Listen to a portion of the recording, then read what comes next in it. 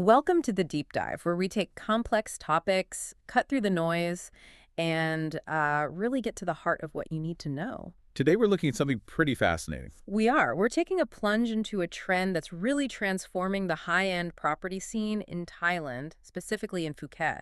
It's called branded residences. And it's this incredible mix of five-star hotel luxury with, the stability of owning your own home. It sounds like the best of both worlds. It can be. And look, for a topic this specific, we needed specialized knowledge. Our entire deep dive today is based on market insights and data straight from Ocean Worldwide. They're a luxury real estate agency, right? Based in Phuket. Exactly. And they've been on the ground there since 2004. So we're talking about deep, long-term experience. 2 decades. That's some serious insight. It is. Their director, Sandra O'Neill, has personally guided thousands of families and investors through this market. So what we're discussing, it's not theory, it's all grounded in what's actually happening.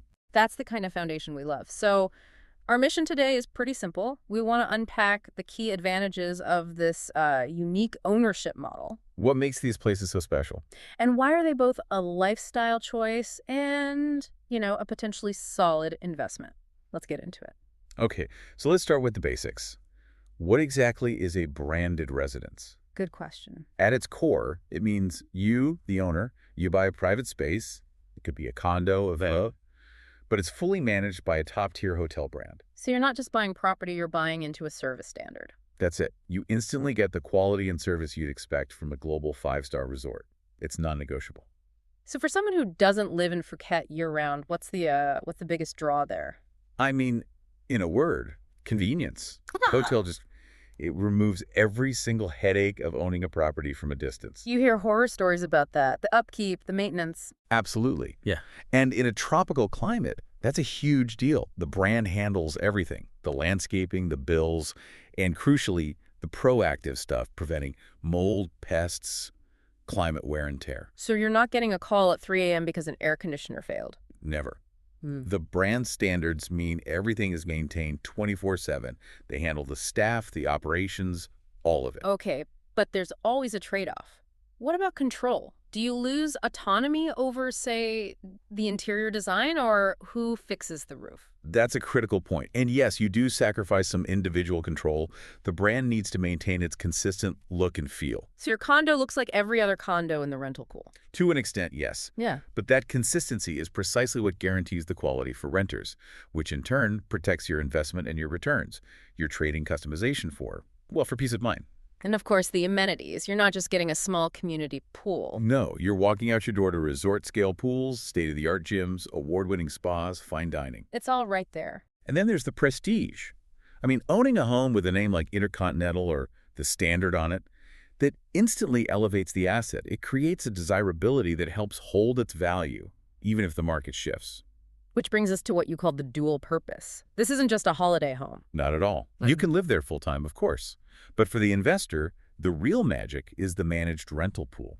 Okay, so how does that work in practice? The hotel brand takes over completely.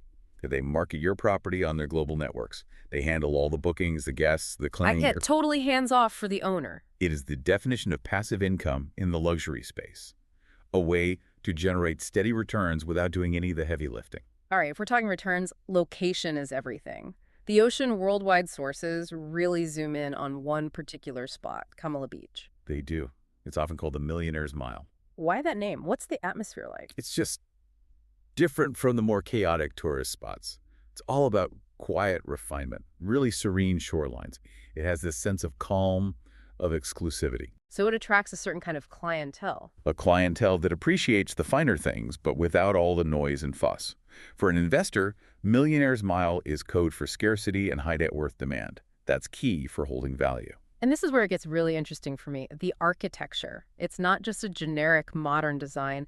The source talks about a concept called Far East Paradise. Yes, and this is where they connect the residences to the local culture.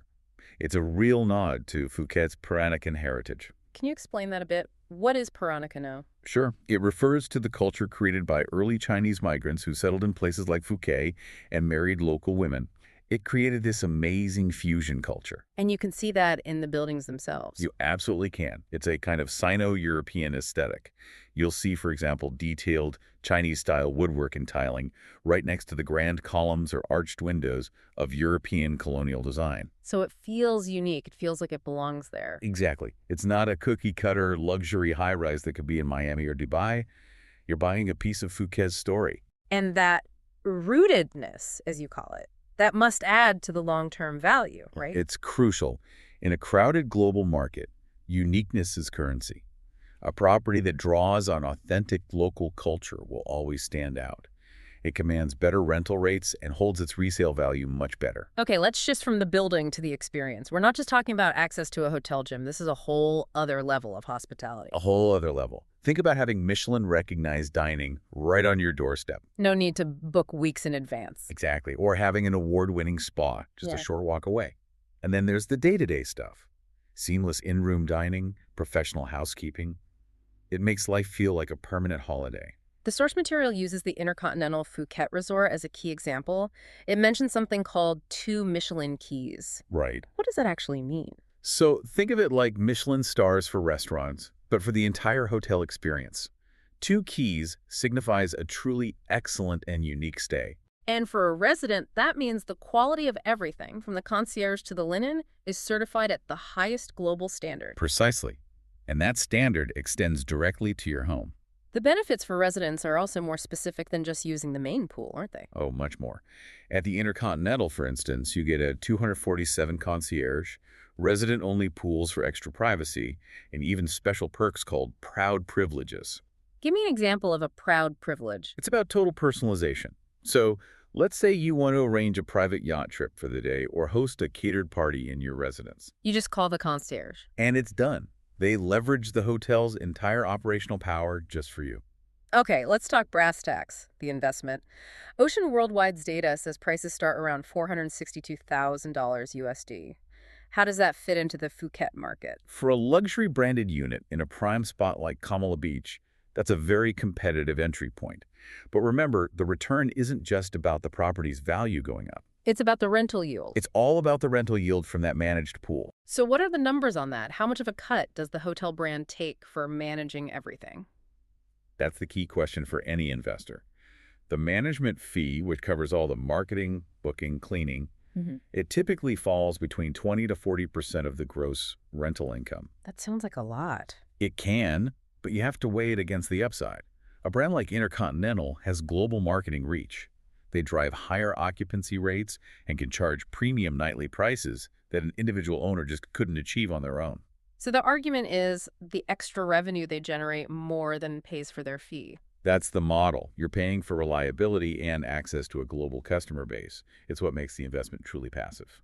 But not every brand is the same. I thought the contrast with the standard residence in Bang Tao was really interesting. It's a totally different vibe. Totally different. If Intercontinental is quiet sophistication, the standard is, well, they call it irreverent design-forward DNA. It's younger, more playful, more social. And the amenities reflect that. They really do. You see things like high-tech game lounges and private theater rooms. It's built for community and entertainment, not just quiet relaxation. The unisizes are diverse, too, from 75 square meter one-beds up to these huge 313 square meter duplexes. What about the global perks? Does owning there connect you to their other properties? Yes, and that's a major draw. Owners get global privileges across all of the Standards hotels. That means VIP treatment, discounts, invites to private events, whether you're in New York, London, or anywhere else. Your home in Phuket becomes a key to their global social scene. You know, one of the clearest trends we're seeing is this move towards wellness and sustainability. It's about more than just luxury. It's about certified well-being. The home itself is becoming a tool for better health. So we're talking about things like hydro massage systems in the bathrooms? Yes, or top-of-the-line Technogym equipment in the facilities, and even these Aqua Symphony systems for these incredibly therapeutic shower experiences. It's like having a personal spa built into your home. It is. The building is designed to actively improve your health. And that extends to the planet, too, with things like solar panels and advanced waste and water management. The sources mention something called Fitwell certification. What is that? Fitwell is a global standard that certifies that a building is actively designed to improve the health of the people inside it. It's a rigorous third-party certification. So it measures things like air quality, access to green space, natural light. Exactly. It's scientific. For an investor, it's not just greenwashing. It's a tangible feature that attracts high-end tenants who prioritize well-being. It's a real market differentiator.